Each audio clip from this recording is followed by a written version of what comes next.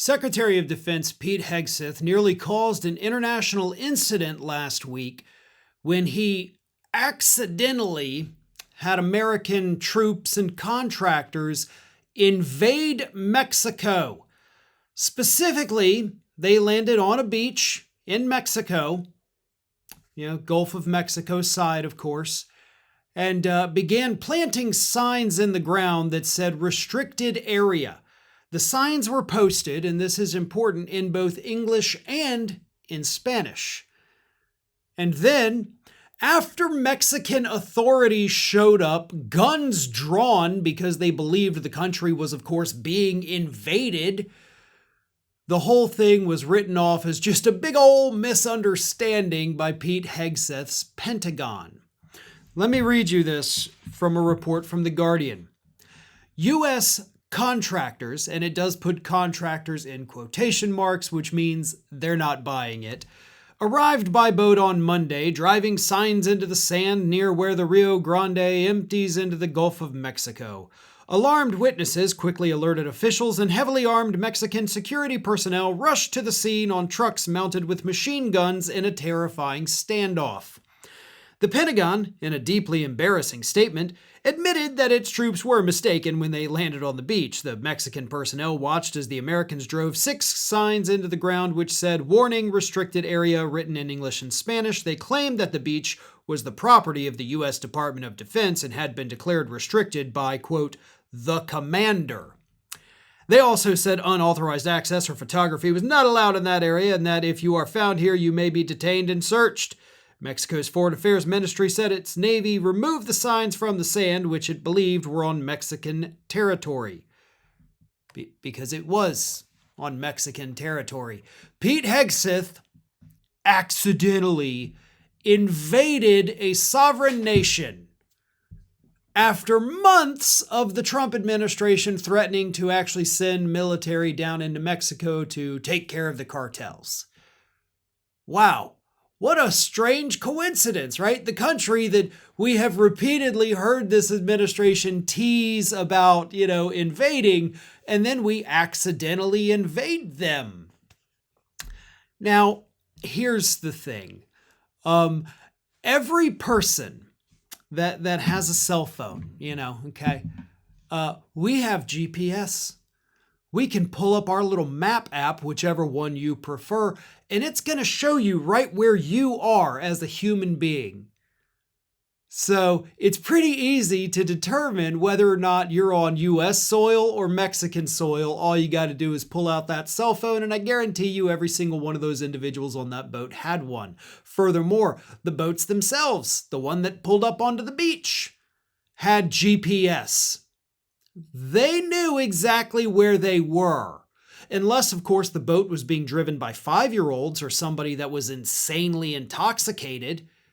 Those are the only 2 possible excuses for these people not knowing that they were invading a country that was not America. I don't buy it for a second. I think what this administration is doing with this is leaning on the fact that everybody, rightfully, believes they're incredibly incompetent. So now I think, again, this is just my theory, but I think they're trying to use that incompetence against us, right? We all know they're a bunch of idiots. We know that none of them have any idea what they're doing. I mean, invading a country accidentally is exactly what happens when you put a Fox News host in charge of the military. Because that's what Pete Hegseth was.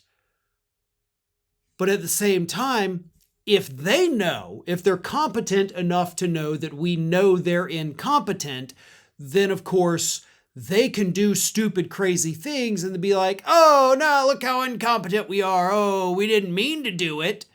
So they can weaponize the incompetence to get away with some pretty nasty crap.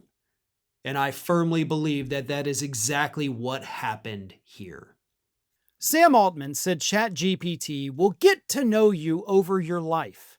In a recent podcast with Theo Vaughn and Sam Altman, Vaughn mentioned one reason he was hesitant to use some AI tools is because he didn't know who's going to have his personal information.